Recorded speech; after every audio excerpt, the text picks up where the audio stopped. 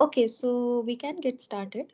I hope I'm audible and you're able to see my screen as well. Yeah. Yes, we can see the screen and you are audible both. Okay, thank you. So this TS session is for this course Introduction to Artificial Intelligence, and I'm Suman Raj, and I'm actually a third year PhD student at IISc Bangalore, and I'm taking this TS session as a part of my PMRF deliverables. So a few guidelines for for the course throughout this session. So one request is that please keep yourself muted if you are not speaking. And if you want to ask any questions, you can raise your hand and I can just call out your name and then you can ask your question. Other than that, you can also use the chat window to ask your doubts or any question. I actually see one question over here, but I'll answer it later. And apart from that, so the pattern of the sessions would be that I would try to solve assignments which have already been submitted, and I would try to cover a few concepts which have been covered and some sample questions related to those concepts. So currently, I think assignment 0 was released earlier, and right now week 1, 2 and 3 lectures have been uploaded. So today I'll be covering solutions of assignment 0, and I'll also cover content that was covered in week 1 along with some sample questions.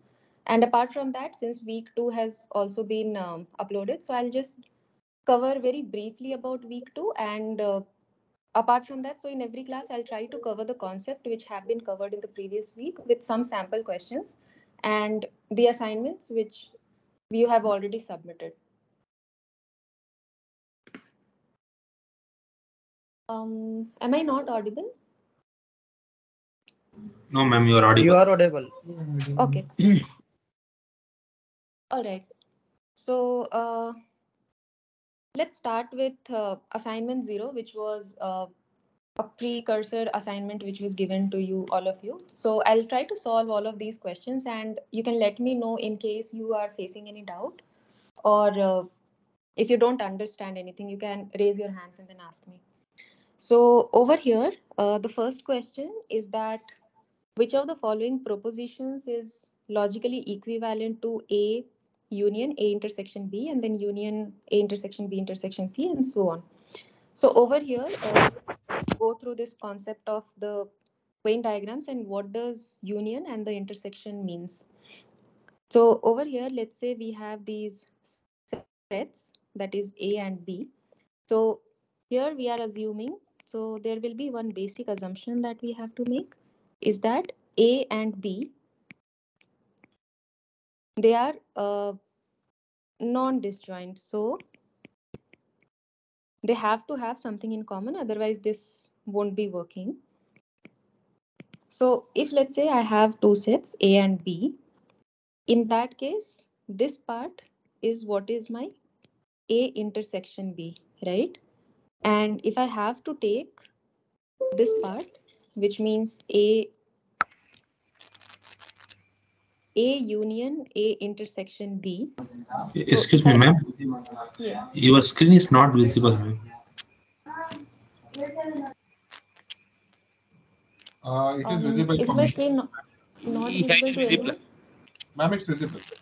Okay, so whoever, I mean, just a check. So if you're not able to see my screen, try to rejoin. That will help. All right, so in this case, A intersection B is this part. And then we have A union A intersection B. So over here, we see that if we cover all this region, it becomes A. So this part is A, right? And now let's move. So we have covered till here. Now let's say we have three sets, that is A, B, and C. So again, A, B, and C. So the part which is intersection of all three is over here. So this is A intersection B intersection C. And over here again, if I try to take the union of A with this entire path, so what does it become? So let's say this is A, B, and C. So it becomes A. So as we see, we saw these two sets combinations. So if I take A union A intersection B, this is equal to A, right? Now, if I have to take the union of the rest of the stuff as well, so A intersection B intersection C. One second, I'll just write entire thing first. A union A intersection B, and then union this entire part. So over here we have seen this is equal to A because of this, right? And over here we proved that this part is also A, right? If this is 1 and this is 2, we get this from 1 and this from 2. So this is also equal to A, right? So from, I mean, if we keep on adding different sets as well, so this will keep on expanding. So for all the sets, so the answer in total, it is going to be the final union. So A will be the answer for this question. All right, so let's go to the next question. So over here, there are two boxes which are containing some black and some green balls. So over here, I have this as my box 1 and this is my box 2. All right. So this says that the first box has 3 black and 1 green ball. Excuse me, madam. Yes. Ma'am, your screen is not visible to us. Many of them have a problem with your screen. Can you please Yes, ma'am. check that? Ma'am, you're visible to us. I can see you. Yeah, it's visible. I believe some problem in some of them. So is the screen not loading properly or what is the issue? Ma'am, I have 5G connectivity. My all other So software can are working properly, but your screen is not visible to me. you Can you raise hands please how many of kindly you can see please? my screen?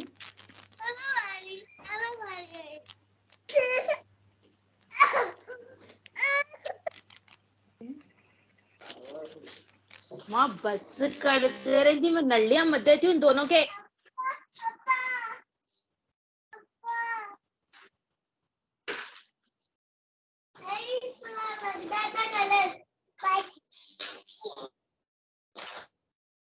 कहीं खुले रही वो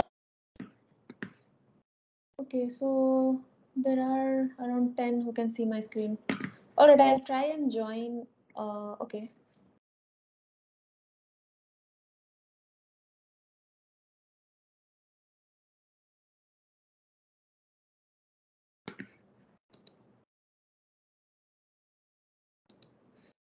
All right, so what I'll do is I'll myself reshare my screen, and in case it's not visible again, then okay. So people say that they're connected through app and it is clearly visible. So I'll go ahead with this, and if you have issues with the browser, try connecting through the app. Maybe it will be that issue. All right. So for the box 2, we see. So they say that the Madam, second box has excuse me, one. madam. Hello. Excuse me, madam. Yeah, yeah. Hello. Madam, please explain all the 10 bits, ma'am. Sorry, can you type your question? I can't hear you properly. Type the question. Oh, okay, but it is not accepting in my phone. Hello. Madam.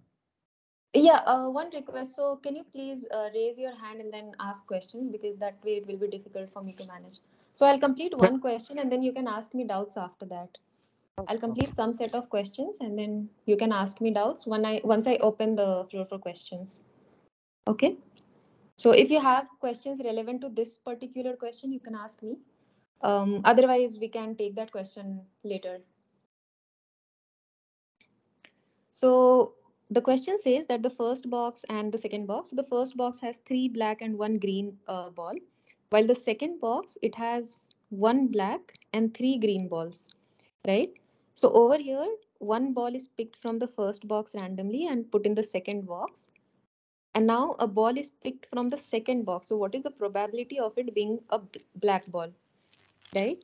So what we have to take out, so my probability is that my probability has to be a black ball. The black ball has to be the second ball. If the first ball that I picked was a black ball, plus in case, plus I pick up and the ball is black, given that the first ball that I had picked was the green ball. All right. So in this case, in the first case, if I pick up the black ball, okay, so over here initially there are how many balls? There are totally 4 balls, right? So in this case, there are 4 balls, correct? And if I have to pick one black box, so it will be 3 by 4, correct? And now if I'm picking one, so this gets -1 and this gets +1 in total. So the total black balls over here becomes 2 black and 3 green after the addition of the ball from the box one. So in this case, it becomes 2 by 5, right? Now, now in the second case where I pick the green ball first, so in that case over here, it will be 1 by 4 because there are 4 balls in the box 1. And once I transfer that green ball to the other one, what does my configuration becomes in the second box? It becomes 1 black, but there will be 4 greens, right? So in this case, if I pick up the second ball and that is going to be black, so it is going to be 1 by 5. So in total, what is this going to be? 6 by 20 plus 1 by 20, and this is 7 by 20, right? So this is totally 35 by 100. So the answer is going to be 0.35. All right. Now, so any questions in this part, in question number 4?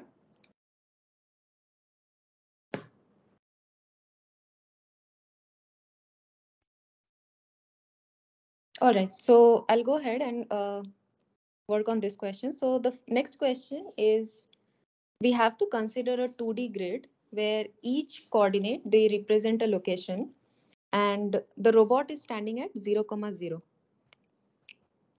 All right, so over here, the robot is standing at 0, 0. And the goal, it exists at 2, 2. So in each move, the robot can either move up, down, left, or right with equal probability. So if my robot is here, then it can move either up or it can go down, or it goes right and left. So the probability are the same. So if I calculate the probability of each of these, this is going to be 1 by 4. Similarly, probability of a right turn is 1 by 4.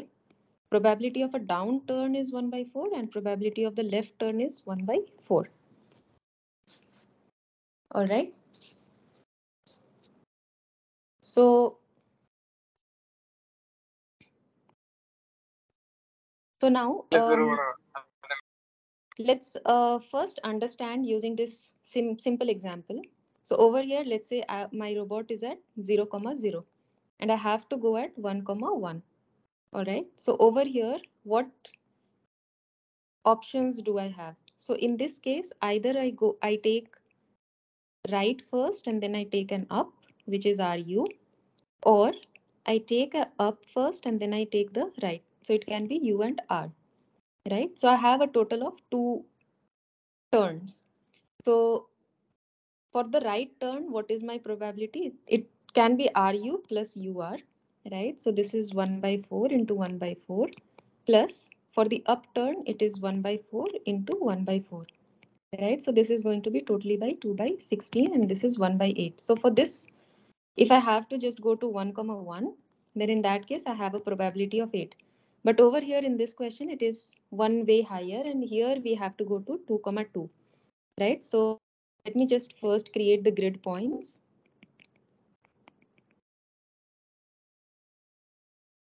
So this is 1 comma 0, 2 comma 0, 2 comma 1.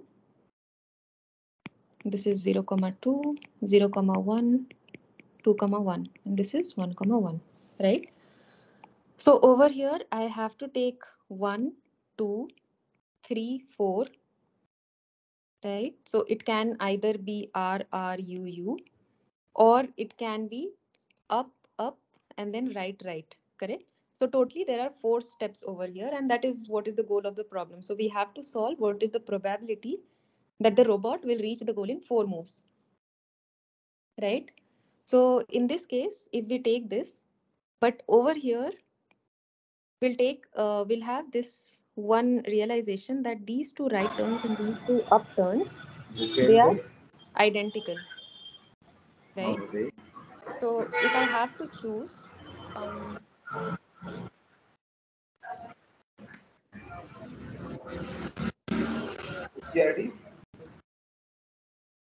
all right, so if I have to pick up as to how many total paths are there, in that case, how many RRUU combinations can be there? So I'll have a total of 4 factorial, right? And since 2 of them are identical in the case of right turn, so this is 2 factorial, this is 2 factorial. So over here, I'll have 2 factorial and 2 factorial. So this is my total number of turns or ways that I will have to reach 2 comma 2 from 0 comma 0, right? So let's say this is x. So if I solve x, so if I solve x, what is it going to be? It is going to be 4 factorial by 2 factorial, 2 factorial. It will be 4, 3. So this is going to be 6, right? But I'm having, so what is the probability of each of these turns? So over here, we discussed that it was 1 by 4 for all of these turns, right? So in this case, my probability that the robot will reach the goal in 4 moves is the total number of ways that I have, which is my x.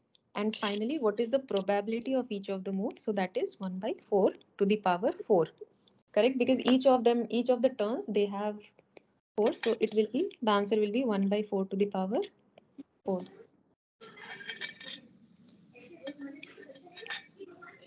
Sorry, this is x into 1 by 4 to the power 4.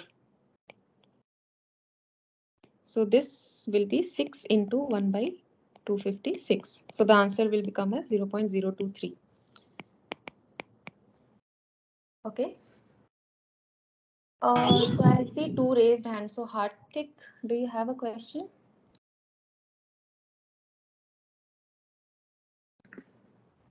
So Hello, if you ma'am. don't have any question, you can lower your hand. So yeah, Hartik, you can tell me if you have any question. Ma'am, will we get the recording of this lecture? Yeah, Because the recording will be available. I have started your recording. okay, ma'am. Thank you. Okay, Anurag, any question? Yes. So during the solution. Can you speak slightly louder or is your mic close? Yeah, Yeah. am I audible now? Yes, you are audible. Yeah, thank you. So in the solution, you told that one of the probability is R and up, right? Yes. R up. So this, if you consider this probability, Uh-huh. first light would be from 0 to 0 comma 0 to 1 comma 0, and after that if you take another right, is it straight, or you are considering the direction right? Because from 1 Yeah, comma, yeah. okay, Okay, so one caveat over here, I mean, I even this question did not have that, is Mhm. that there is no face of the robot, right? So Okay. right now, when you are at this position, right? So Yes. over here, you have four directions available, right? You can go either here, or either here, or here. You actually don't know which direction the robot is facing and if that is up for you, right? So over Yes. here, if I reach over here, this means that to this location, that is 1 comma 0, we had to take a right from 0 comma 0, correct? Yes. So over here, again, I don't know what is the orientation of my robot. So from here, if I go to 2 comma 0, I am taking a right turn, correct? Okay. So the robot Or is at facing least the I'm not same taking a orientation. right turn, but I'm moving right. Yes. So the robot is facing the same orientation at all the points. So that is why it is from right. Again, it is going to straight to Exactly. 2 comma So the point is we are not concerned about the orientation of the robot, but over here, see, the robot can either move, right? So 0. it's more about the movement. So it is moving right from here to here, correct? Okay. So there is Understood. a displacement towards the right. All right. Okay. I had it out because from 1 comma 0, if orientation was considered, right would be minus 1 comma. Correct, correct. That I So agree. that, Yeah. yeah, But got it. that is not covered in this question. Okay. Okay. Thank you. Yeah. Hello, madam. Hello. Um, Hello. yeah, yeah. Go on. I don't know who this is Madam. speaking. So, yeah. Hello. Um, if Hello. Yeah, yeah. Go on. Hello, madam. Hello. Yeah, Posarla, you are speaking, right? Go on with your question. Hello, madam. Okay. Hello. Yeah, I'm You're not audible. sure. Please go ahead. Ask your question. All right. We can move with another question. So, Vineet, you have a question? Yes, ma'am. The four Hello, factorial madam. equation x is Yeah. equal. Correct. That can you please quickly explain how four factorial work? X is equal to 4 factorial. Yeah. So, actually, you have a total of four turns over here, right? These four. So, you just have to have four combinations of these movements. That's it. Okay. So Yeah. because there's left, right, up, and down, each of the four But will be either probabilities. Okay, 4 factorial. Okay, got correct. it. But left and down, we are not considering here because to reach 2.2 comma 2 from 0 comma Yeah, 0, yeah, we yeah. So have to right. take those. Yeah. Got it. So Yeah. the two factorials signify the correct direction in which you should be going, and the four Correct. factorials all the possibilities. Okay, that. Yeah. Got it. All right. So, Manoj? Yeah, ma'am. Am I audible Yes. to you? Yeah. Okay. Yeah. I actually my question was the first one, but anyway, we can continue. I have got it is clear now. I understand Got that. it. All right. Yeah. Okay. So, you can lower your hands if you don't have any doubts. Okay. Pusarla? Hello, madam. Yes. Let me know the second answer, second question. This one? Second answer, ma'am. This one?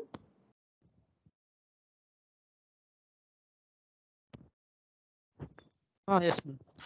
So, what doubt do you have? So, your answer is A, na, ma'am. Yes. Madam, can we get the videos?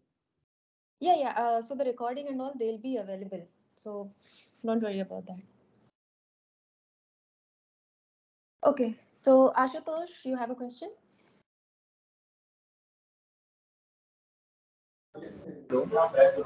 Yeah. Ma'am, actually, I am recently added in this meeting, so I want to know that if there was any video that was presented by you, because Yeah. So, one general thing, these recordings will be available by NPTEL. So, you can try. All right. So, any technical doubts we okay, can take now? Otherwise, we can take these questions at the end of the class. mean, this was there was any presentation or it was only audible?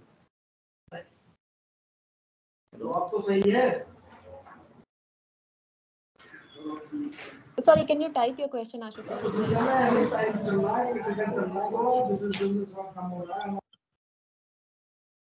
All right, so I'll continue over here. So the next question is, we have to consider a couple who has two children. Given that one of the children is a girl, what is the probability that the other child is also a girl? So over here, what options do we have? So if there are two children,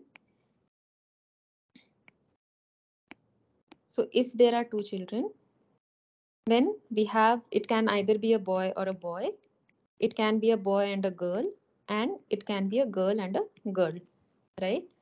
So the condition that is being put over here is that what is the probability that the other child is also a girl? And the first condition is that one of the children is a girl, right? So keeping that condition, only these two conditions satisfy. So this is our sample space, correct? So since this is the case, and over here, what do we have to choose? We have to choose that what is the probability that the other child is also a girl. Then in that case, which one is true? It is this case. So totally, so this is a very simple question. So we have a total of 2, which is the sample space, and we have to choose 1. So the answer over here, it will be 1 by 2. All right. Now, next question is, what are the appropriate data structures for implementing breadth first search and depth first search? So I'll just illustrate it using an example, and you can stop me if you don't understand. So let's say there is a tree structure. Okay, this is A, B, C, D, E, F, and G. All right, so in case of BFS, how do we traverse? We have to traverse. So let's say we have to go from A, and then we go to B, and then finally A, B, and then C. Right now, next, what do we have to go to? So we have to go from B to D, correct? So we start from here. This is my next element that I have to visit. So if I have a queue over here, so we use a queue and a stack. So I'll explain why do we use that.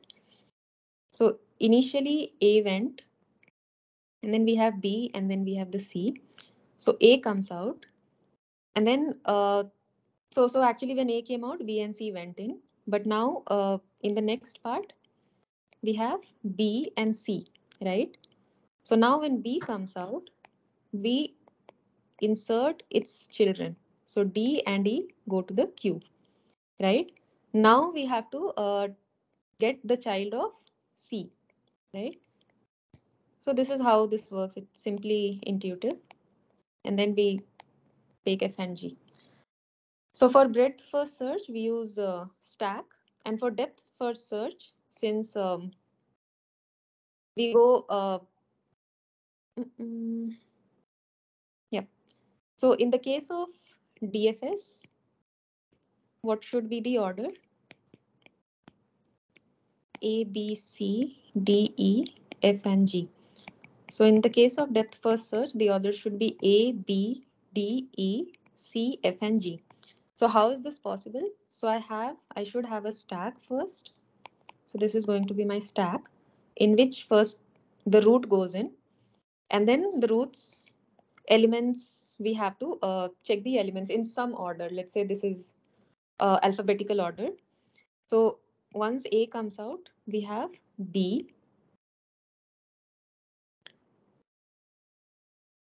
right? And then so A comes out. So we have this B, and then we have D as well, right? So now when D has come out, so now what do we have to get? We have to take the other child, which is E, right? So then we go and visit E. Now next, what will happen is that we know that we have visited B. Then in that case, we go and visit C. So then simply we'll just keep adding these elements according to their depth. So over here we will have a queue for the breadth first search and a stack for the depth first search. All right. Now the next question is using this graph. So over here, the question is that which of the following is a possible order of visiting vertices provided we are performing a breadth first search in the graph below. So over here, let's say this is my first node. We are starting with P. All right. So the next, we have to take all the nodes which are just one hop away. So I take P and then O and then Q. All right. Now from O, which nodes are accessible? So this is N or Q, but since Q is already visited, we don't go here. And Q takes N or M, correct? So in that case, I will have N coming in and N next goes to M and then M next goes to R. So I'll have this as the order. So I'm getting a few questions. On submitting the assignment, yeah, I am not sure why that was the issue, but I can check later. Yeah, even 1/3 for this question actually. The answer shows 1/3, but I'm not really sure how do we get 1/3. So I have one possible explanation of 1/2 if you have uh, Ma'am, some the explanation way for I 1/2.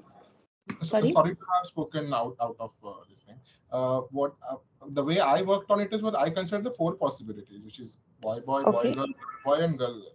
And then because the girl possible outcomes are three, and out of that one we select, it is 1/3. That is how I went, and I got 1/3. Sorry, repeat again the first part. So the you consider boy and girl as one possibility, right? I considered boy girl as one combination, and Okay, girl, boy. girl boy as another combination. So that we have Okay, four understood. outcomes, out of which one is girl Mhm. girl, which is then 1/3. That's how I Okay, work. so you are saying that you have considered this also, and this Yes, entirely becomes your that is sample space. So in that case, it can be 1/5. That is also correct. Yeah.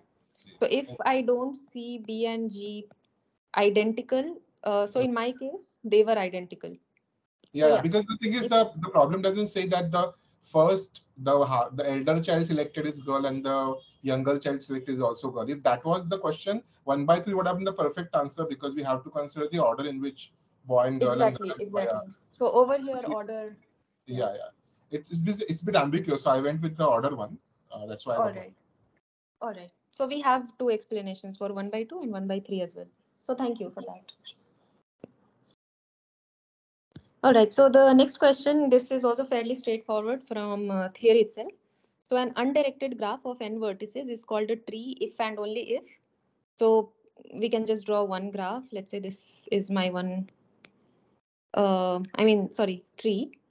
So in this case, we have how many nodes? So we have a total of 1, 2, 3, 4, 5, 6 nodes. And we have the edges as 1, 2, 3, 4, 5. So it should have, so there should be a connection and it should have n minus 1 edges. All right. And over here in this question, in the graph, so what is the minimum cost to reach the vertex F starting from the vertex C? So this is my start node. And what is my goal node? My goal node is F. All right. So over here, we have to, we can take some greedy way of traversing through it. All right. So what possibilities do I have from C? I can either go to G or I can go to D, correct? Because these two are outwards from C. So for G, I take 3 units of cost, and for D, I take 10. So let's pick 3 for now. So now I have traversed till here. So from G, what options do I have? I can either go to F directly or I can go to G as well. Sorry, E as well. So from G, you go to F and then you go to E. So to F, my cost is 8, and to E, my cost is 4. Correct? And initially my cost was already 3. So if I go from C to G to F, what is my cost? My cost is 11. And if I take C to G to E, my cost is 7, right? And I'm still not to the goal node in this case. So here I have traveled. So I have got some cost over here. But from here, from E, where can I go? So from E, I do have one chance that I can go to F, and with a cost of 1. So if I add 7 plus 1, that is going to be 8, and that is the minimum cost to reach the vertex. All right. So next question is, which of the following would imply that P is true? So over here, we can have this truth table, P and Q, and if P implies Q. So it is true, true, true, false, false, true, and false, false. So I think this is by default there. So I won't go into the deep understanding of this, but I'll use this to solve these questions. So the first option, what does it say? It says P implies Q and Q is true. So in the first case, in option A, I have P implies Q and Q is true. So in this case, P implies Q is true, this, and this. All right. And the second part, which is Q is true, are these and these. But over here, if I take, so this is going to be one correct statement and this is going to be another correct statement, right? But in these case, can we specifically say that P is true? No, right? So this doesn't imply that P is true. So this question, I mean, this option is out. So this is not true. Now in the second one, it says not Q, that implies P and Q is true. All right. So in this case, this implies P and Q is true, right? So over here, I can write, I mean, this one takes the first element. This is my first element. Or probably what I'll do is I'll rename these. This is A, B, and A implies B. So in this case, my A is Q and my B is equal to P. So I'm saying that A is true, which means Q, since Q is true, what is not of Q? This is false. So if I take these two conditions, that these two are false, correct? And this implies P, which means this implies this. So can we specific? So these two are the statements which are true in this case. So can we specifically say that my P is going to be true? No, because B can take both these values, true and false. So in this case as well, this one is not true. Now let's go to the third scenario where not of P, this implies Q and Q is false. All right. So over here, my A is equal to P and my B is equal to Q. And since my Q is false, my Q is false. Okay, so B is equal to Q. So it will be either this scenario or it will be this scenario. And I'm saying that if this is not P, which means my P can be, and so Q is false in both these scenarios. And for these two, what is the statement for which this and this A implies B is true, which is this part, right? So this is the only statement which is going to be true. So in that case, what is my value of A? It is false, right? So if my not of P is equal to false, so my not of P is equal to false, then I can say that P is true, correct? So this implies that P is true. So this one is a correct option. Now let's go to the next one. So my D is not of Q implies P and Q is false. So over here, A is equal to Q and B is equal to P, right? So again, so if my Q is false, correct?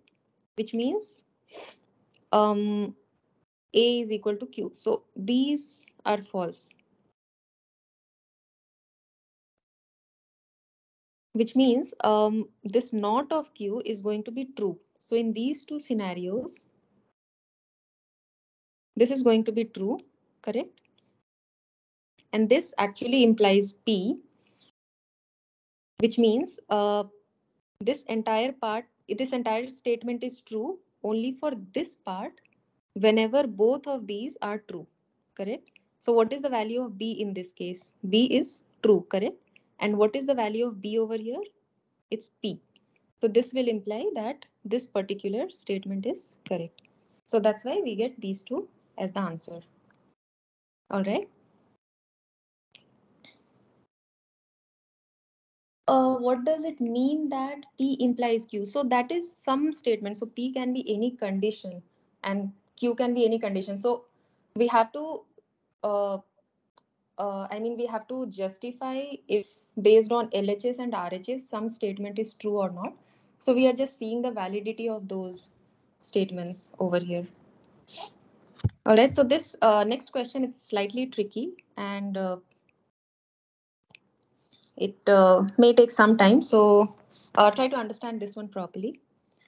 So over here, what do we say? We say that we have a bag of 10 tiles with the numbers 1, 2, 3 up to 10 written on each of these tile.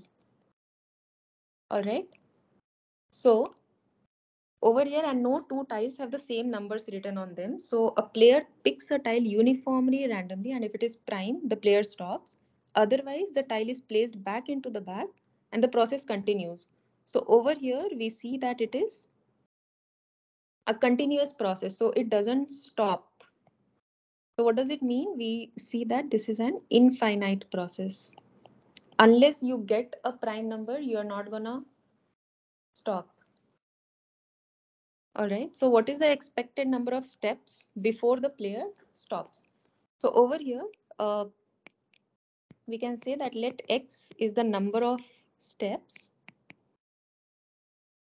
in which the player gets a prime number.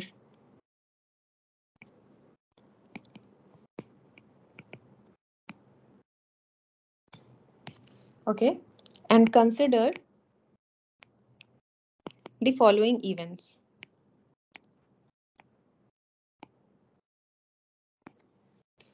So this X is just a random variable which we are specifying. So probability of X is equal to 1, which means we are saying that probability of getting a prime number in first step. And what do we mean by getting a prime number? We mean that we can just get 2, 3.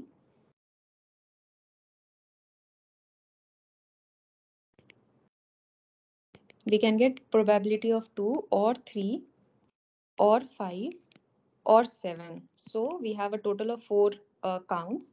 So it will be 4 by 10. All right. Now probability of getting probability of X is equal to 2. So X is equal to 2 is another event. So how do we specify that? We specify that we got first number was not a prime number. So in the first turn, we got a composite number in first step. So we kept the ball or the tile inside the bag and then we picked another tile from the bag. So in the second one, we got it. So it can be prime on second step. All right. So this will be, so what is the probability of getting a composite number in the first step? If it is not a prime, it is a composite. So it is going to be 6 by 10 into 4 by 10, right? So similarly, we can have multiple events. So if not in the first step, if not in the second step, we may get in the third step. So if I extend it, it is going to be Px is equal to 3. So that will be 6 by 10, the whole square, because the first two times you got a composite number. And that into 4 by 10, right? Is my screen not visible? I think, okay, it is visible now. So yeah, so that is the same. So how do we see? So we see that this can go till infinite until we find a prime number. So this can be formulated as this is an infinite GP, which is geometric progression.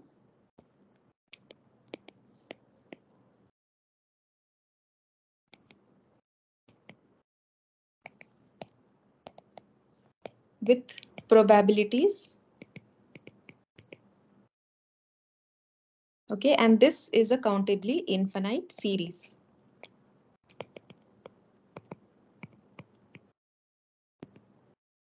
Okay, So the screen is not visible, it seems. So I'll just reshare it.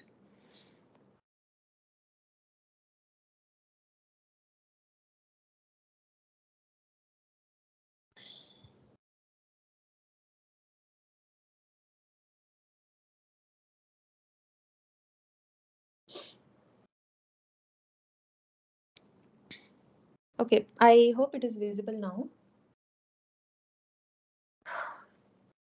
It is visible, ma'am. Okay, great. Thank you. So yeah, so in the first step, what did we get? We got 6 by 10. We can just name it as 0 because over here we got the prime number in the first step itself. Or we get a composite number first and then we get a prime number. Or we get composite numbers into two steps and then we get a prime number in the third and so on. So this is countably infinite series. So what is the probability that what is the expected number of steps before the player stops, right? So over here we use this formula of this expectation. So total, what is my total expectation? So in this we sum over the entire probabilities that we have. So this is x into p of x, right? So this is how I'm writing. This is the general form or term of this GP, which I have formulated right now. And over here, what I can say is this is going to be equal to, so my expectation of x is going to be equal to n into g by 6 by 10 of n to the power minus 1 into 4 by 10. All right. So now let's try and solve this. So what do we have to find? We just have to find this part. We have to work on this, correct? So this is summation n is equal to 1 to infinity. So now over here, we can use one of the formula that is already available. So if we sum a geometric series, it is 1 by z, right? And how do we know this? So this, because over here my mod of z is less than equal to 1. So since this series is convergent, because what is my z? It is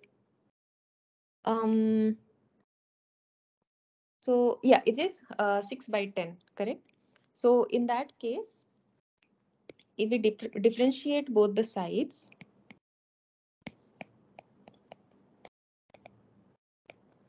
what do we get? We get summation n is equal to 0 to the infinity n into z to the power n minus 1. And what comes this side? 1 minus z to the whole square, correct? And if I multiply z to both of these sides, it becomes n into z 1 by z by 1 minus z the whole square. Okay, so we'll use these two formulas right now. Okay, so how do we write this expectation of x? So we got this formula over here, right? As x into p of x. So I'm going to take 4 by 10 outside the series and I have n is equal to 0 to infinity. So if I just start from 0 itself, this one is going to be n plus 1, 6 by 10 to the power n, correct? And so let's split this. So this is n is equal to 0 to the infinity n into 6 by 10 to the power n plus n is equal to 0 to infinity 6 by 10 to the power n, correct? So I'll just demarcate it. All right, so over here, what do we say? So this is my z, let's say. So if I use equation 1 and equation 2 over here, so this part, which is n into z to the power n, and here n into z to the power n. So what is this equal to? This is going to be equal to 4 by 10. Z is 6 by 10 divided by 1 minus 6 by 10 the whole square plus, what is this? So over here I'm using equation number 2 and over here I'm using equation number 1. So using 1, which is z to the power n, and my 6 by 10 is z. Correct? Z is equal to 6 by 10. Okay. So in this case, what is my formula? It is 1 by 1 minus z. So it is 1 by 1 minus 1 by 6. All right. So if I solve this, what do I get? Expectation of x. This is 4 by 10. This whole 6 by 10 and 4 by 10 the whole square plus 1 by 4 by 10. Correct? So this is going to be 6 by 10 into divided by 4 by 10 plus 4 by 10, 4 by 10 gets cancelled. So this is the just 1. So over here, this is going to be, and I can cancel these as well. So this is 6 by 4 plus 1, which is going to be 1.5 plus 1. That is 2.5. So hence we get 2.5 as the answer. All right. So any doubts up till here? And then we can, so this is the entire solution for assignment 0. And then we can move on to assignment 1. So I'll wait for a couple of minutes for any questions, and then we can go on. So Pusarla's hand is still raised. So do you have a question? You can unmute and ask.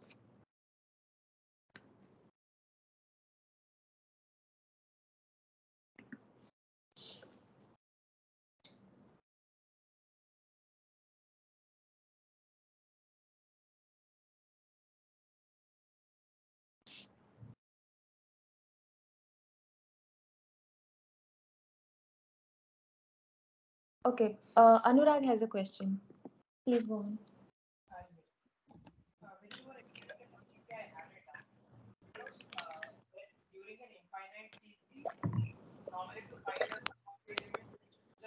Can you keep the mic closer, please? I'm sorry. I'm Yeah. audible now. Yeah. Yes, you So are audible. yeah. So when we try to find the sum of the infinite GP, there is one condition called a by 1 minus r, right? So when do we use that condition? And the condition that you used is slightly different. So I wanted to understand that. So right now, the condition that I took was that since our series is convergent, right? Mm-hmm. Because z is equal to 0.6 in our case. Less than 1. So Yes. the formula that I used, should the z lie between 1 and minus 1? Is it something like that? a by 1 minus there is some sum of GP, infinite GP. Okay, that way you're saying. Okay, I'm not really sure about this. Probably I can check and let you know in the next class. Is that Sure. okay? Okay, Okay. fine. Yeah. Okay. Kiran, you have a question? Yeah, I have typed the same in the chat actually. So I was just telling that, yeah, so this expected number, yeah, 2.5, yeah, which we are telling, so is it essentially mean that from the third step we are getting a higher probability to get a prime than the first and second step? So I just want to understand that. What is the expected number term actually? Yeah, so we can take the so it's like if not 2.5, let's say you have a total of 10 steps, right? So let's say you do 10, then probably you can start not 10, probably if you multiply it by 10, this is 25, right? So yeah, you can think that you can take 3 steps or so. Yeah, I think that should be the understanding. Okay, next question is from Vineet. Yeah, ma'am, am I audible to you? Yes, you are audible. Yeah, ma'am. So if you go back to, I know there's a lot of maths involved here. So I had two questions. First was in the final exam. Okay. Is there so much intense math expected? Because it is a little bit time consuming. So I don't know how the questions are going to be like in terms of time or timing and all that. So I asked that question to the professor earlier. So that's the first question. Is this so much involved math is required? But second question was that the expected number that you talk about, right? It's on a very high level. It is basically a weighted average, right, of the whole thing. It is a weighted average, correct? So now, if you go with that approach, let's say I start with x is equal to 1, x is equal to 2, p of x is equal to 1, p of x is equal to 2. Correct. And if Yeah. you're finding out these values, right, you're doing 4 upon 10, then you're doing 6 into 4 upon 100, right? Right. 24 per 100. If I now do this, and you know this is infinite, we know this is infinite, right? Because it kind of goes back in the bag and the process Right. continues, right? So it Yeah. does approach, does it approach a value if I do the total? Like is there a easy way to just do this in a way that this is an average? So will I be able Okay, you're to saying some intuitive method which some can. intuitive way of me to see All like right. this approaches 2.5 rather than doing so much involved math? Haha, Do you right. think there's So, a smarter way to do this? so right now I don't have an answer for that, but probably I can think and we can discuss that in the next class. Yeah, because in 4 upon 10 plus 2 into 6 into 4 upon 100, that's the next value. And we multiply them with the individual x's also, right? So that way, does it approach 2.5? Then if it does seem to be approaching 2.5, I can select 2.5 as the answer. All Rather right. than So you're saying, okay. So you're saying 4 by 10, and then we can take the sum so of we can all of. take each of the p of x and then multiply that by x, which is the Correct, p of, correct. and try to do the sum of first 2, then first 3, then first 4, and see if it is Oh, approaching okay. that way. Okay, so you're saying some significant things are there. All right. Yeah. Understood. Yeah, we can try that as well. Obviously, there will be different methods, but I just tried the formal way. Okay. Okay. All right. So Vineet is done. Pusarla's hand is still up, but I'm not sure if you have a question. Okay. So since there are no more questions, we can go with the next set, which is week 1, where we were given introduction about AI and um, different philosophies about a weak AI hypothesis, strong AI hypothesis, and so on. So there are a few questions using which I'll just revise the concepts that were being taken in the videos for the week 1 session. So over here, the first question that we can ask is, who is known as the father of artificial intelligence? Because this is the course for artificial intelligence, right? So over here, this slide which was there. So in 1956, so there were these 4 people who came together and they worked at Dartmouth College, right? So these 4, they were called as the founding fathers of artificial intelligence. But the first time someone used the word artificial intelligence was John McCarthy, and he was at Stanford where he was working on this project. So over here, we can say that John McCarthy is the father of AI. Now, there were many ups and downs, right? When for AI, so it was not always a booming field. So it had its own share of winters as well. So we can ask ourselves as what were the reasons which led to the first AI winter in 1974 to 80. So over here, since the first thing, that is the failure of machine translation. So during that, these funding in the machine translation, they used to come from defense agencies, right?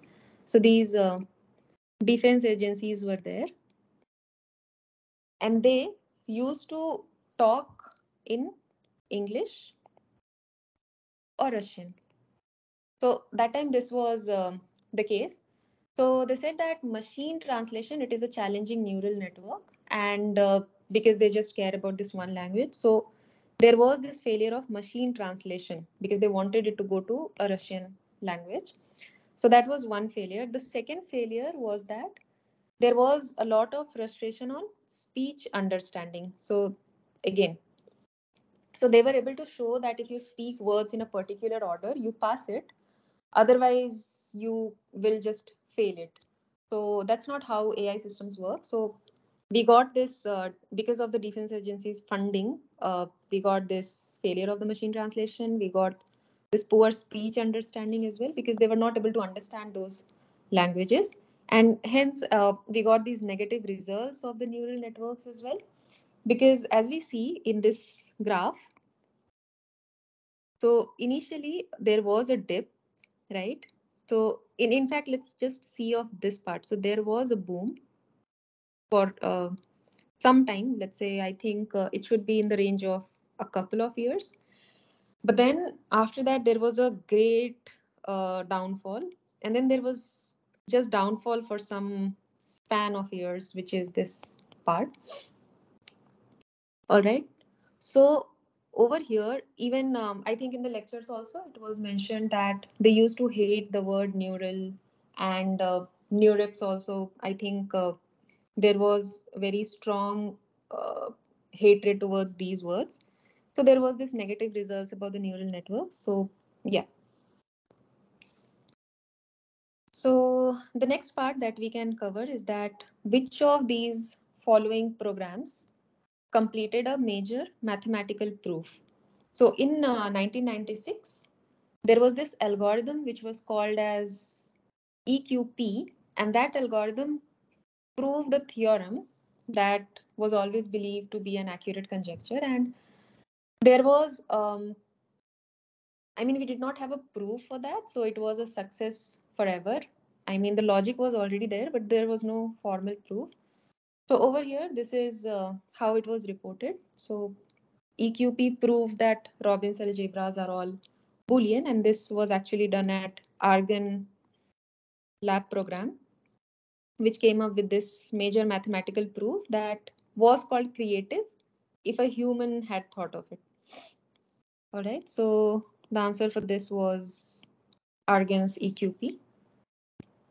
Now over here, we actually want to understand what is AI. So yeah, before that, Swapnil, you have a question? Yes, ma'am. Am I audible? Yes, go on.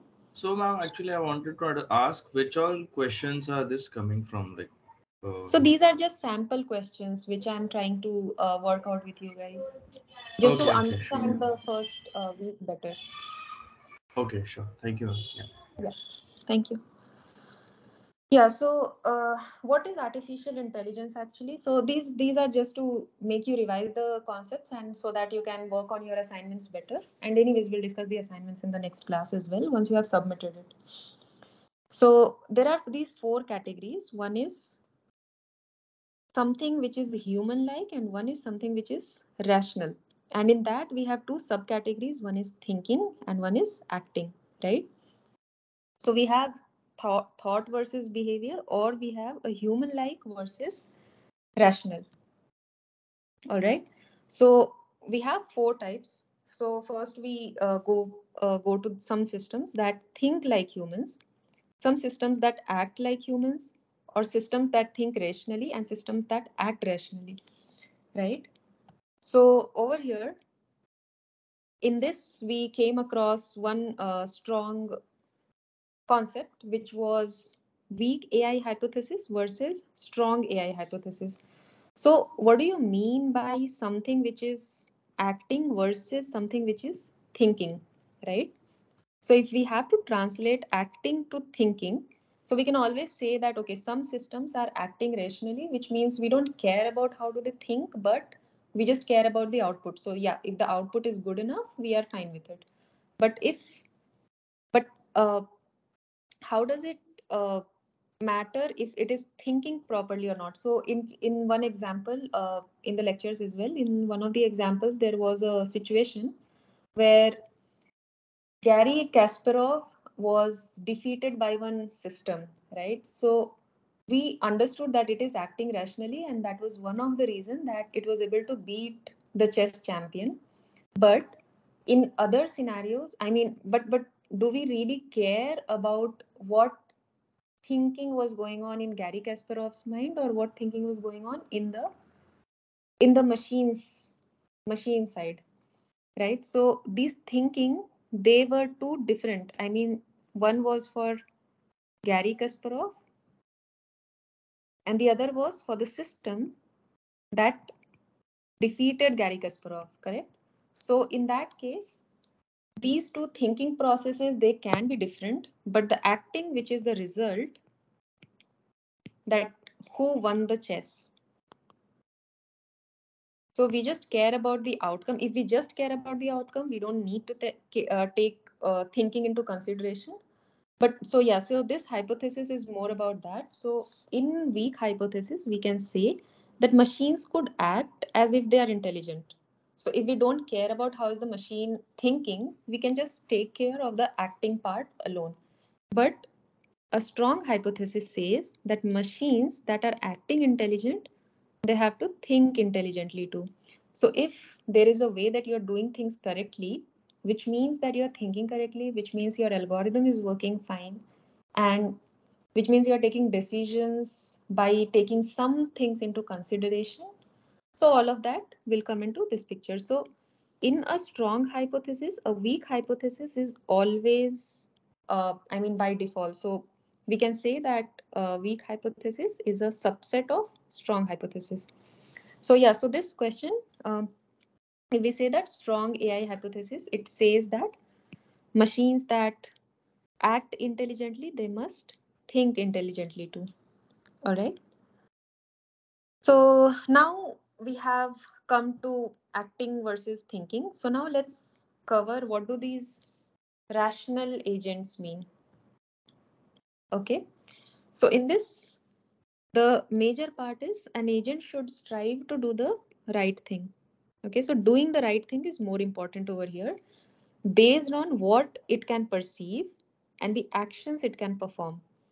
So we have some perceiving thing and the actions it can perform. So for humans, we have some sensors, right? We have eyes, we have ears, which can be called as sensors. So these are what the input, from where we get the inputs and the actions that it can perform. So how do we perform actions?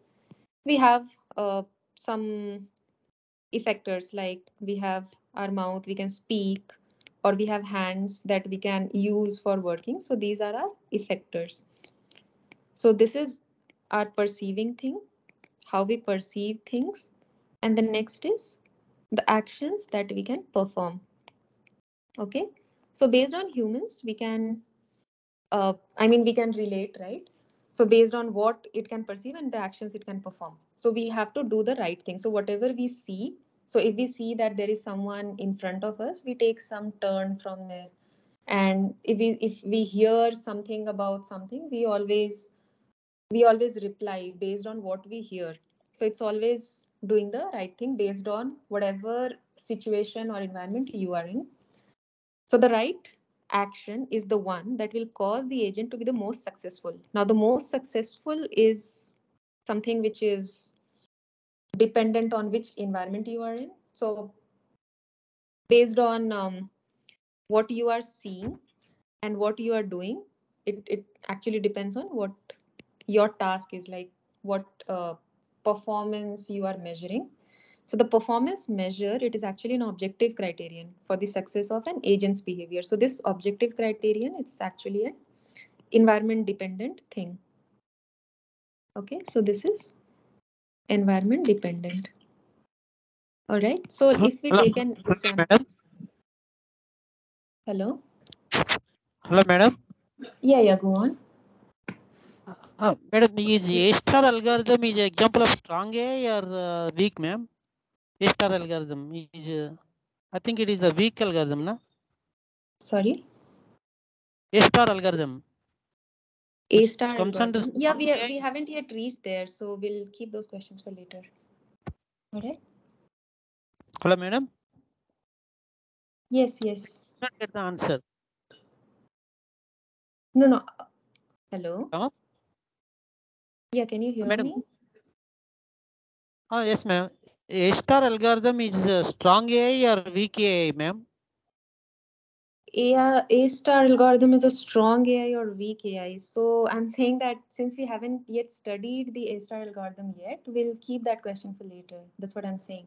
But yeah, one of them pointed that A-star is a weak algorithm. So you can check the chat box. Okay. I could not get, ma'am. I'm saying you can check the chat window as well. So one of them has pointed out that it is a weak algorithm. Weak AI. Okay. All right. Okay. Yeah. So yeah, so this objective criterion is environment dependent, as I said. So over here, let's say this vacuum cleaner is an agent. So in that case, how do we measure the performance of this? So in that case, it could be the amount of dirt it has cleaned up, the amount of time it has taken, or the amount of electricity it has consumed, or the amount of noise it has generated. So in some cases where there is a cleaning work going on in another room and we get disturbed, right, because of a lot of noise that they are generating, then do we say that they are having a good performance? No, we don't say that. So that can also be, so it's actually dependent on what performance you are trying to optimize, and that can be your objective for the given scenario. All right, so in this case, let's check one question. So over here, let's consider some AI agent which is given the task of sorting an array A of n distinct integers where each element that they belong from 1 to n, and in each of the charging phone చేస్తాను ఒకసారి చెయ్యి చేసి చెప్పి సరే సరే phone charging లేదని చెప్పి 4 సార్లు చేశారు ఇప్పుడు సరే సరే నేను చేస్తాను. సరే can you mute yourself please? Okay, thank you. So yeah, so in each of the time step, the agent is allowed to swap two consecutive elements in the array. So what are the state representations which provide complete information about the array? So let's say, forget about AI agent or anything. So what do we want to know? We want to know complete information about the array. And state is something for which, I mean, what are the state representations, right? So what do we mean by state representations? So we actually mean the variables which can actually represent that state. And so what do we want? We want some array. So what are the two important things in an array? We want to know about the element which is in the array and the index of that particular element in the array, correct? So in that case, uh, so let's go through these options. So the first one says value of a of I for each 1 to for I varying from 1 to n. So the value is what? The element's value. So yes, this is one correct option. Second is position of I in A for each I belonging from 1 to n. So this is also one correct option. The second is min of three adjacent arrays. So this is what it is saying is A of I minus 1, A of I, and A of I plus 1. So do we, so for representing some array, do we actually care about the neighboring elements? For some purposes, we might not, we don't know, but we don't actually know which algorithm is going to be used on that array or which algorithm is not going to be used and which algorithm may use the neighboring elements or not. So in case of comparison, we do need, but obviously just to represent the array, we do not need such information. So this is not required. So this is out and none of the above is anyways out. All right. So this is how states are represented. Okay. Now, after all this, so we have one question like which game was AlphaGo built for and which company was responsible for its development?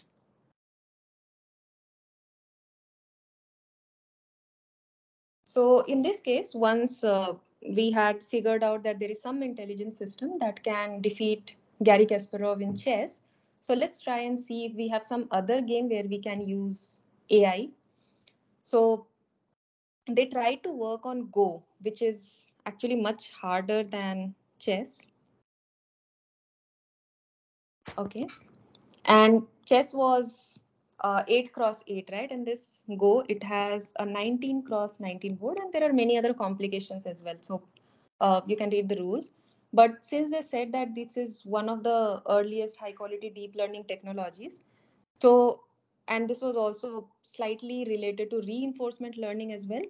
So they tried to build some algorithm where to for this Go game, and this deep mind, it was actually from Alphabet, I think that time. So they had taken up this. So this was AlphaGo was built for this game, and DeepMind was responsible for this development.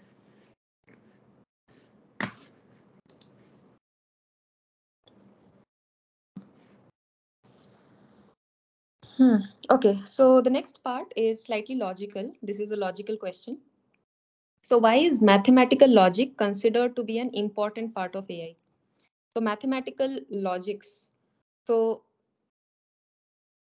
here we are considering why do we need logical mathematics. So I think in the class we had explained the different kinds of logic that we can use. So logics can be used to handle noise and uncertainty efficiently. So this actually comes in the stochastic AI where there are uncertainties involved. But in that case, we'll have the probabilities as well. So logic may not work in the uncertain environments. So this is where uncertainty comes in, and logic doesn't work much over there. It may work, but not very efficient. So this is a no-go. Now the next is logic can be used to understand human emotions. So can logic be used over here, or do we need some sort of learning? All right, so this we can park for later. Let's see if logic can be used to encode knowledge in a precise form. Okay, so this encoding is actually the part where we were saying that if we have some algorithm and we want to feed it some input and we want to get some output, all right, and we want to formulate all the problems of the world as some sort of input. So in this case, to formulate the problems to some sort of input, so over here we need some sort of logic or function to just do this manipulation, right? So yes, so over here we will need some functions. So this is one part where logic is used. Second is logic can be used to make deductions from observation. All right, so let me just draw the diagram itself. So if I have some algo, this is my input, this is my output. So if you want to, so over here we need some logic to pre-process my domain data to feed it as an input to the algorithm that we want to work it on. And the output which we are getting, we want to post-process it in order to understand it better.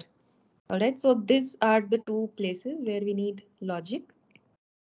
All right, so yeah, so this is one correct option, and the others, we can use other methods as well, but they may not be just logical. All right, they can be, so for to finding optimal paths in the graph, they can be heuristics as well. So yeah, so this is the entire graph of, entire pipeline of any sort of algorithm. You need some input, you need some, this gives us some output, and you need to understand the input and the output. So this is where we need some logic. All right. So we studied about a rational agent. So what is an ideal rational agent? So for Madam, ideal, is it possible to share the slides once again? We are unable to see it.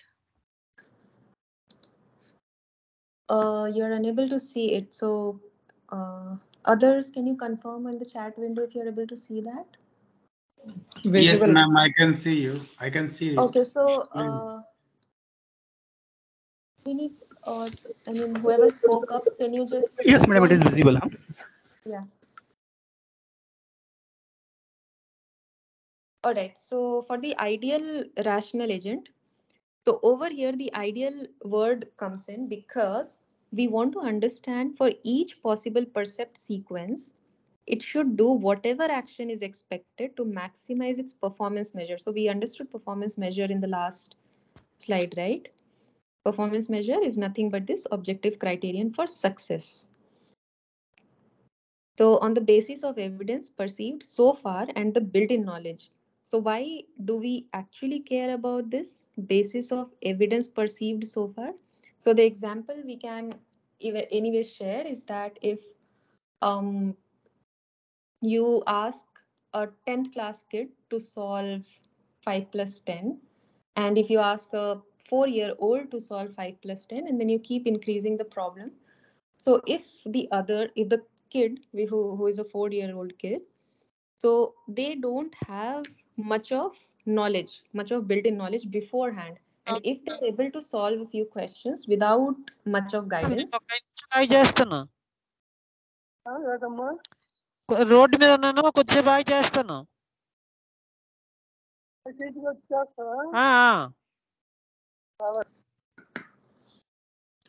yep. So if that kid is able to solve more questions without any knowledge or without or with very partial information, we do say that they are intelligent. But if the same question is given to a 10th class student and they solve it, we say that okay, they have a lot of experience of 10 years of experience, so they are solving such questions, and that doesn't make them that intelligent, right? So the major question over here is that how quickly can you adapt given that you are put in some unknown situations? Okay, based on some knowledge that you have, if you're put in some unknown situation, how do you make use of the existing knowledge, and what logic can you use in the current existing solution, in the current existing environment to get the best outcome possible? So that is actually called as, I mean, that is actually defined as intelligence, as to how quickly we can adapt to unseen situations based on some built-in knowledge and some evidences that we have perceived so far. All right. So over here, there were many examples discussed in the class. So there are two examples that I'll consider right now. One is formal cognitive tasks. Over here, we actually need to understand how do humans think and how do they actually work. Okay. So let's say in games, and very specifically, let's say a game of chess. So over here, the objective function is going to be to win the game. The action is to make a move. The observation sequence is the history of games, and the built-in knowledge that the system has or the AI system has is how the game works. All right. And in some of the expert tasks like stock market prediction, so the objective function is to make a lot of money. And to make a lot of money, what actions do we take? So we buy some shares at some point in time, or we actually sell some shares at some point in time. So this action is buying or selling, right? So we have to sell that exactly at some point where we can maximize our returns. And what is the built-in knowledge? So you need to have some historical data of how the stock prices have gone up or down in time. So that actually is required for you to make some action and to optimize or maximize your objective function. All right. So in this regard itself, so we try to understand as to what is an expert system in the context of AI, right? So can we say that a group of human experts which have high skill with respect to a particular field of task, will that be called as an expert, or will that be called as something which has a lot of training, but so because they have already seen the environment and they have a high skill, right? So they can be called as skill, but they cannot be called as an expert system. All right. So this goes off. The second is an AI system which consists of encoding knowledge of the entire domain using a logical form. So this is where we studied the logical form, that we use it for encoding knowledge of the domain. And we have to use that knowledge base to reason. We have to understand what is going on in the environment. So yes, that can be called as an AI system. Now the next option is an AI system which asks human expert only if it is unsure about its predictions on task. So if we are in a situation and we are given some constraint, some environment, we cannot refer to someone, right? Then it cannot be called as an intelligent system. It can be called as some system, but not intelligence, because you are trying to seek an expertise from someone else. In that case, this AI system is actually losing its expertise, so it cannot be termed as an expert system. All right, so this also goes off, and anyways, none of these won't be considered. All right, so if there are any questions still here, and if you have any doubts in the first week as well, you can let me know, you can ask me, and then we can continue to week 2. And week 2 is it's very short. So yeah, any questions in week 1, I'll take a pause for some time, a couple of minutes, and then we can move forward.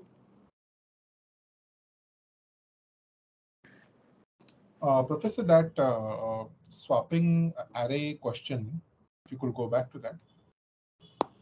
Yeah, this one. So just for my knowledge, I'm just asking you, the option number 3, what is the right hand side? So min a of I minus 1, a of I plus 1. So you are saying that we are not going to consider the neighbors because they don't No, really. I'm saying we don't want to have any value which is minimum of this. Do we want to have this knowledge just to represent an array? Is what is the question? No. But the point is that considering the intention is to sort an array, wouldn't this Okay. be important? Yes. So to sort the array, this information will be important. But this information, this can be derived using these two, right? Okay. Yeah. So is this an independent variable? This is not correct. Oh, okay. But then what is the right hand side? Take a of minus 1, just for understanding I'm asking. Yeah. So to define this, if you start from I is equal to 0, correct? So in that case, they are saying that you can take these two as some value, let's say infinity. Okay. Because they don't want that if you start from So here. always the minimum will win because the Yeah. values are defined. Okay. Right. Okay. But I thought that option number 3 is also valid, but then now that you're telling, well, it was difficult to get my head around why it is wrong. Option number 3. Is that clear now, or do you want more No, explanation? it is clear. It's just that Okay. because I was coming with the intention, because what you said is considering the first two, we can always get the third one done. Correct. Yeah, We don't need the third one to be an absolute state presentation. Okay. Yes. Okay, got it. Thank you. Okay. All right. So someone is asking what is perceptual task. So perceptual task, I think it was the third example in this case. I think they are mostly dependent on what you see, what you hear, and so on, is what was my explanation. So yeah, they're mostly based on what you perceive about the environment using different sensors and so on, like cameras or some other sensors. So yeah, they are being used in robotics field also a lot. So if based on that, if let's say the camera feed is there and you have to use that perceptual task. So one explanation is that the robot knows the front view of its own vicinity, and in case it sees an obstacle, then it has to decide as to what it should do. Should it go right? Should it go left? Should it come back? So yeah, those things can be called as perceptual task.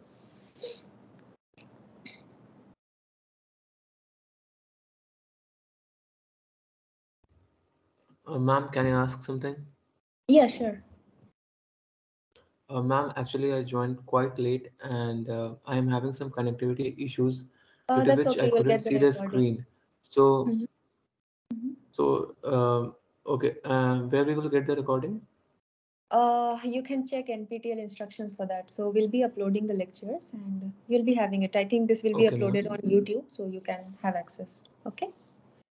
Okay, ma'am. And what about my doubts if I have any? So you can come up with your doubts in the next session. We can discuss it. Or do you have it now? If you Okay, have it ma'am. now, we can discuss it at the end of today's class.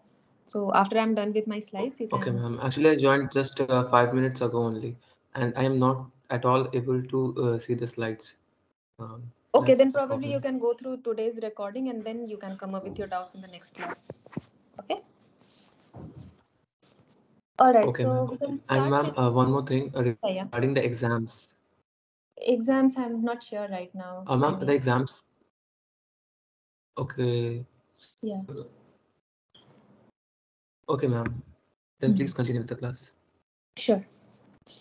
So in week 2, we were given some highlights about the uninformed search and some algorithms, right? So here we discussed that is there some algorithm that can solve all problems of the world? So we were trying to see that in the first few lectures, right, in the week 2 itself. So over here, if I have some algorithm which gets some sort of input and some sort of output. So we will need to have some uniform way to convert all the problems in the world as one input. So how is that possible, and how is that not possible, and what are the different constraints and so on. So there has to be some uniform representation of all the problems in the world so that we can transfer it as one sort of input. So that uniform representation is called as a state, which will contain state variables, obviously, as we saw in the previous question. So depending on that, you can define some state. So over here, we have some representation as to how we can represent the different states. So we have some atomic, propositional, relational, and first order. So in atomic, we say that states are indivisible. That is, there is no structure, internal structure. So in this case, we can take this example, the same example that was covered in the class as well. So if we have some student, let's say student X, who is sitting on some chair Y, correct? So this can be termed as one of the state, okay, state A. And if the same student, it is sitting on a chair Z, that can be termed as a state B. So these states, so these can be numbered as well, like state A can be 1, state B can be named as 2, and so on. So we don't care about what is in that state, as to we don't want to know about student X or chair Z. We just know that there is some state. Okay, so this is called as an atomic representation. Now the propositional is that we go and we understand as to what is the value of these. Like in state, there is some student, there is some chair, there is some student X, some chair Z, right? So if we go inside these states and we go in the variables, we go in the propositional representation. Now the third representation is rational. So relational, sorry. So in relational, we describe the objects in the world and their interrelation. So over here, we described one object, that is my student. The other object is my chair. And now in state A, I'm relating that X is related to Y. In state B, I'm relating that X is related to Z. There will be some other state where there would be some other relation, right? Let's say the student will be related with some teacher. So that would be some state. So over there, if some relation is being formed, that is called as a relational. And if there are functions over the objects, like let's say we are defining some function over these objects, like uh, the first chair, first student maps to only the first chair, the second student maps to the second chair, and so on. So that can actually be termed as a first order representation. Okay, so that is there. So now atomic agent. So we'll understand what an atomic agent is. So in the class, we understood this part around input and output. So in the input, we will have some set of states. We'll have some operator, some cost related to it. We'll have a start state and we'll have a goal state. Okay, and what is the output that this atomic agent should give?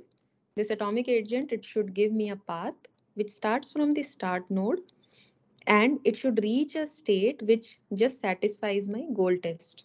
Okay, so if you have some domain designer, let's say the domain designer is a roboticist who is working in that domain. So what do you have? You will have some graph with states as the nodes, and you'll have these actions as the edges, right? So if you have these as start and end, or let's say this is the end, all right, and these are my things. So my action over here in the first example, if you remember, so my action over here is what? You move right, correct? So this is my action over here. Now once you are over here in this position, what is your action? Your action is to move down, right? So this is my next action. So yeah, so over here we will have, so this is my so this is my state A, this is A, B, and C. So these are different states, and these are the edges which define the operator. Okay, so and my operator or the actions, which is like moving right, moving down, doing something over there, or stopping at this node, and so on. So we need three different black boxes, right? So the black box one, which is the most important, It is, are you at the goal or not? So that is what is called as the goal state test. So if you're moving over here, let's say you are in a path uh, planning problem and you want to go from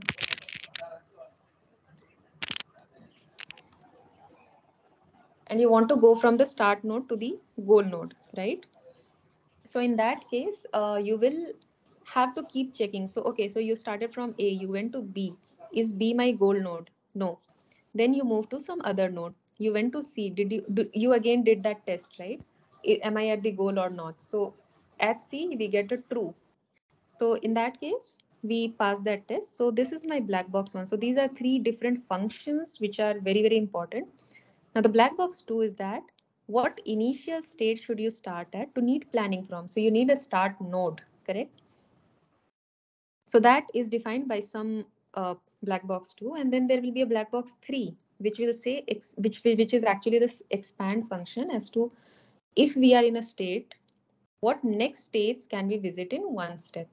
Okay, so over here, let's say we had more nodes, like I have a D over here, I have a E over here, and I have a G over here. So if I ask a question to the AI agent as to what if I'm at state A and I want to know which states can I go to if I just visit in one step, the answer will come as B, D, E, and G, correct? So C is out of that picture. So C is not going to come in next step. But if I'm at B, and this is, let's say, a directed graph. So in one step, where can you go? You can just go to C, right? So this is my expand function, which will tell me, or which will actually drive my decision towards the goal.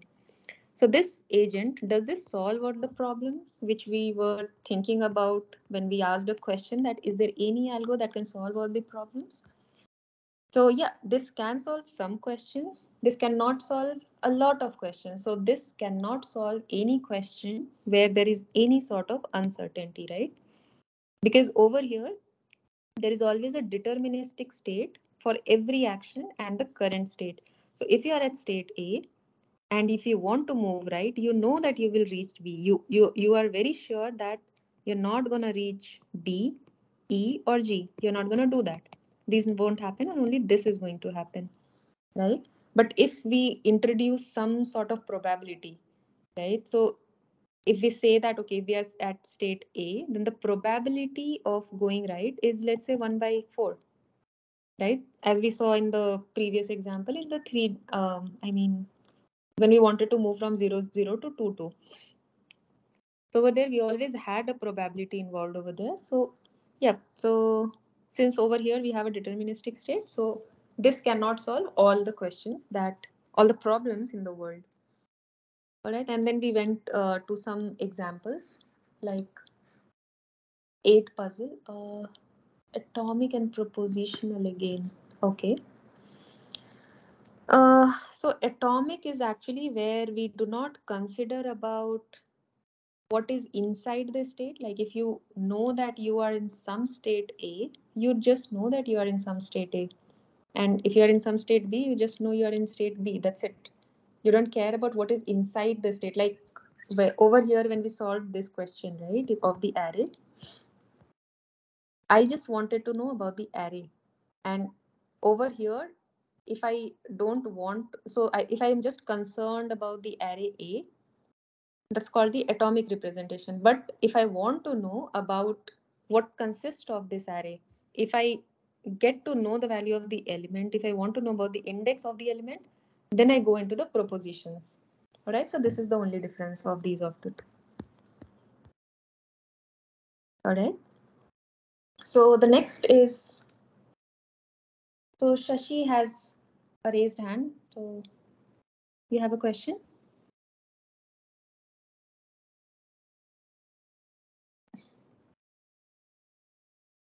Okay. All right. So you can lower your hand in that case. Okay. So the next example is the 8 puzzle.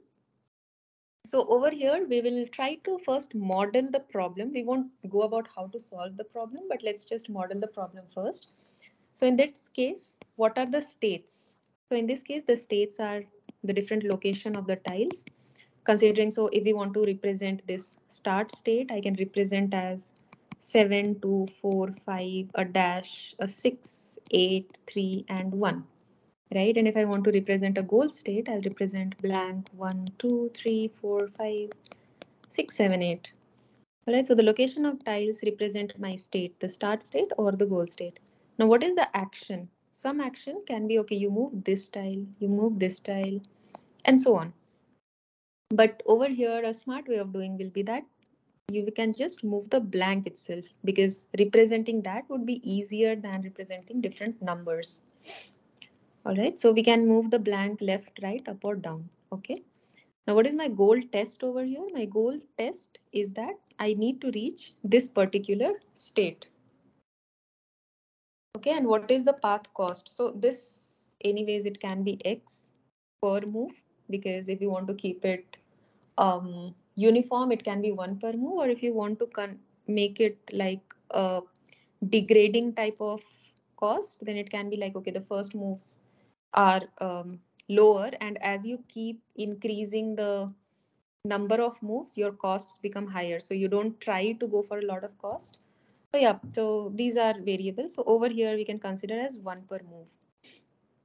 Okay, and so yeah, so these can just fragment into different branches depending on where you are positioning the blank. So if this goes up, this is the scenario. If it goes right, this is the one.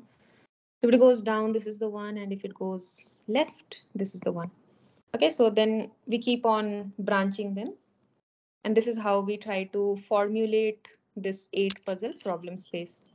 So over here, there is one big question as to why do we want to go with a search tree rather than a search graph.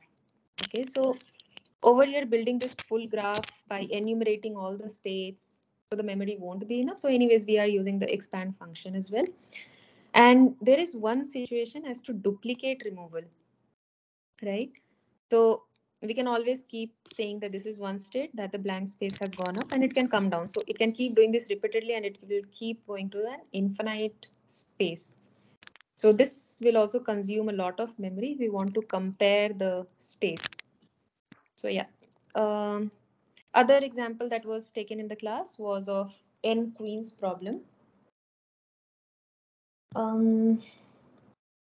Yeah, so in that case, there were, we also defined what is the starting state. So the starting state was, it was an empty board, right? And then my set of states was the partial configuration of the board. Okay, because over here, the placing of queen doesn't matter, because you can always put the first queen first, or you can put the third queen first, but you can you can always swap these orders, because the ordering actually doesn't matter. See, order of placing of queens doesn't matter.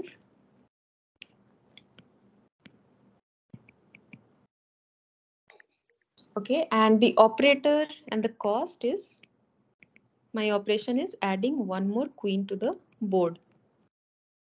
And what is my goal state? My goal state is that all queens are placed where no queen attack each other. All right, so this is my goal state in this problem. So this is how I model the n queens problem. Okay, now there were a few strategies which were discussed in this week. So they were BFS, DFS, depth limited search, and iterative deepening search. So these have been already covered in detail in the lectures, so I won't be going through these. And yeah, so in the next class, what I'll do is, since the assignment 1 submission date is nearby, so you guys submit first, and then we can discuss the questions in assignment 1 in the next class.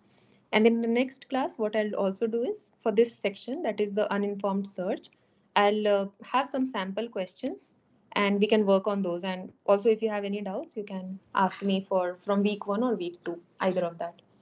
All right, so now Hi, ma'am. I have a doubt. Yeah. Yeah, I was just really confused in this depth limited search. Like, How is it different from breadth search? Like, is it not same that I go across the breadth in all in the third one as well? Okay, so you want to me to go deep into this? So this part No, I'll anyway cover in I the really tried to understand. Yeah, I'm just confused that how is it different from breadth first? That's the only confusion I got because it eventually goes like just one node, right? Okay. So I eventually searched the entire breadth in both the options. So I just don't understand I'm not able to appreciate what's the difference. Okay. Okay, so what I'll do is I can try to explain these two in the next class in detail. Will Okay. that help? Yeah. Yeah, breadth first is clear, but I'm just Yeah. like So I'll little try to confused with explain this depth first, and I'll limited. try Yeah. to contrast this with the breadth first search. Okay, Okay. thank you. Yeah. Thank you. So Naveen, you have a question? Hello, good evening.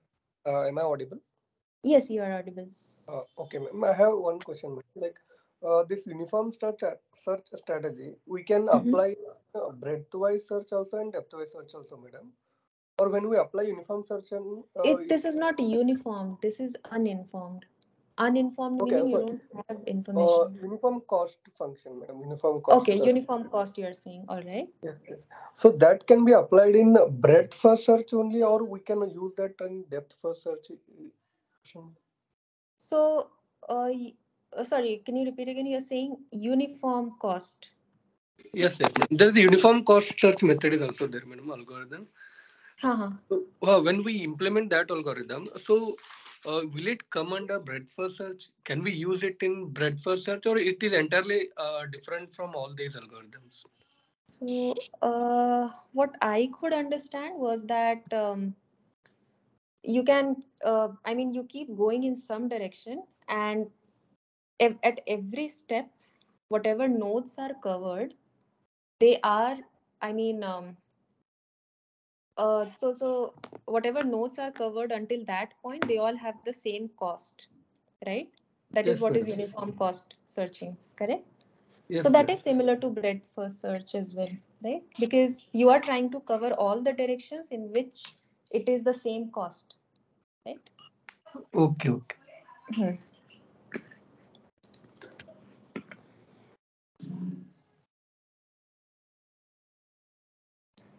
So Deepa says, please solve numerical problems on DFS and BFS. Yeah, definitely. I'll do that in the next class.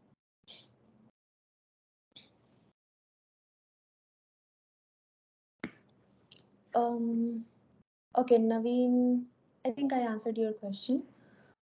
Or if you have any more question, you can ask me. And Pusarla, your hand is also raised. You can also ask a question if you have.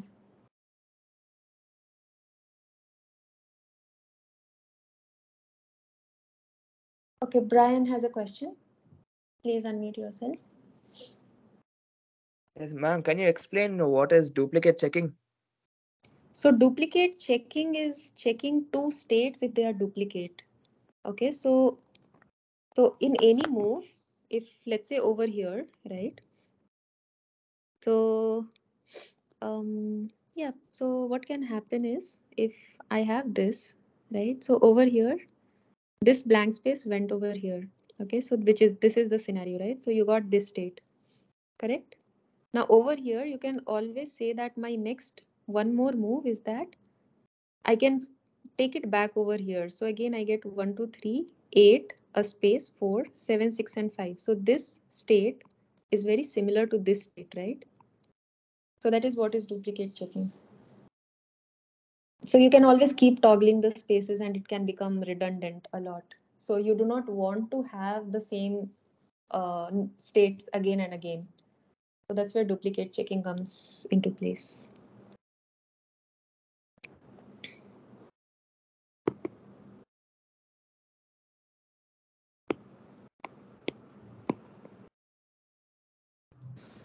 Professor, I have a question. Yeah, Vineet, go on. So these kind of search algorithms specifically for problems that need backtracking, right? And where you don't have a deterministic way of reaching the goal. Eight puzzle is an example, right? It's a very deep algorithm, right? Mm-hmm.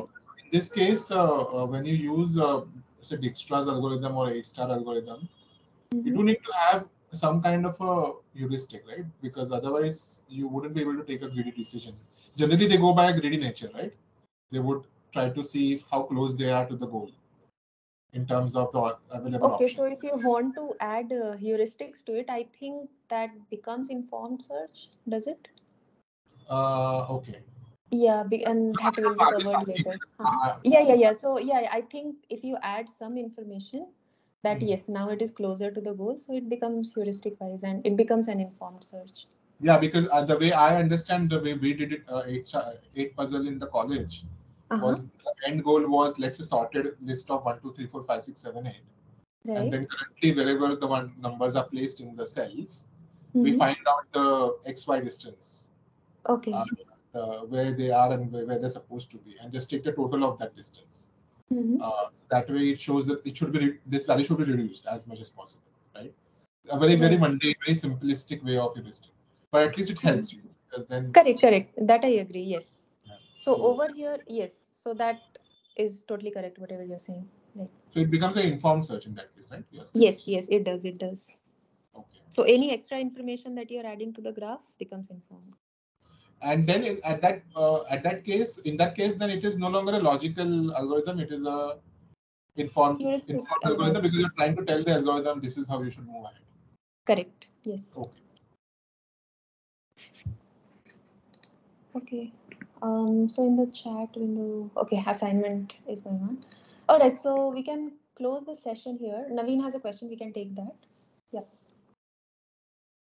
Hello, madam. Yes.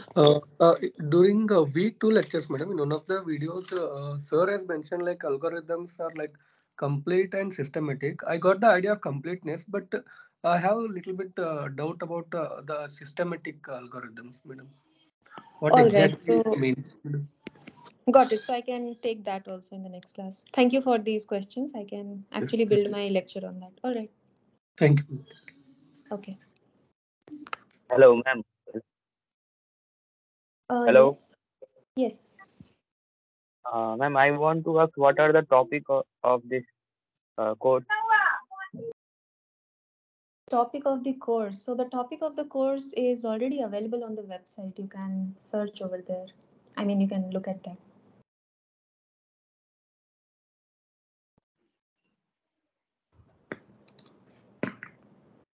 Ma'am, the assignments so far have been like the quizzes, right? Yes.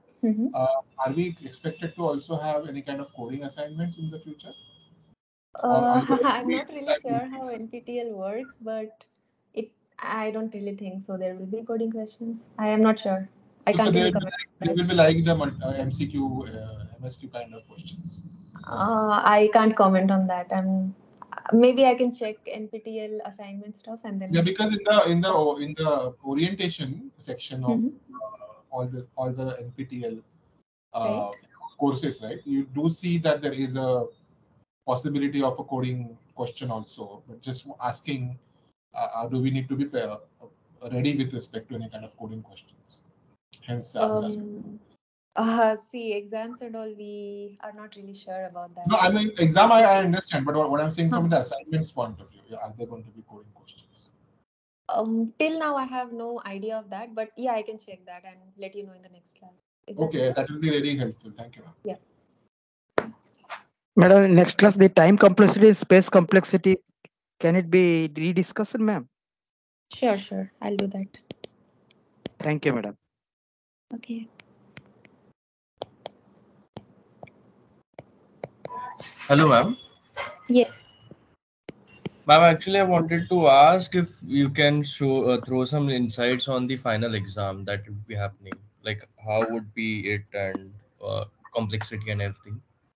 Yeah, so as I said, I'm not really sure about any of the assessments that are gonna happen because I'm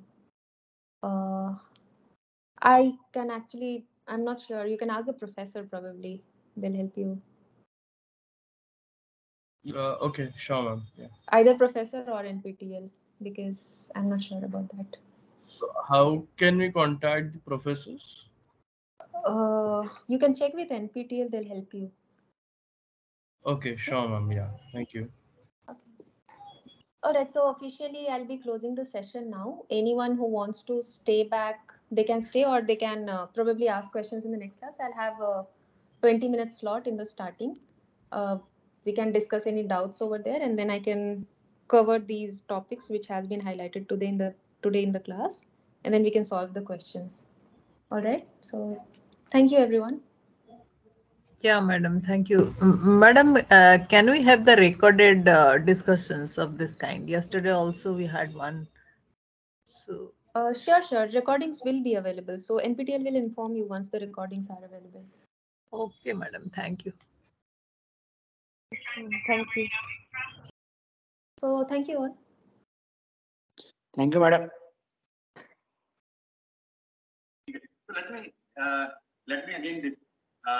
Please,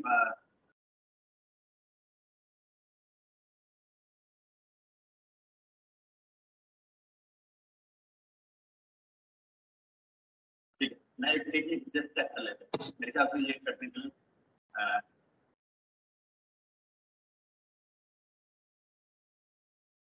एक जरा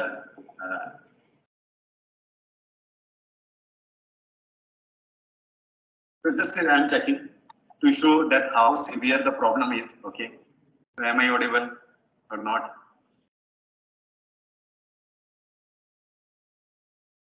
Right. Okay.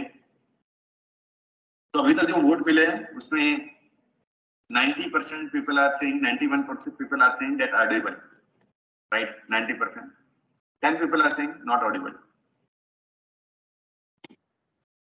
right?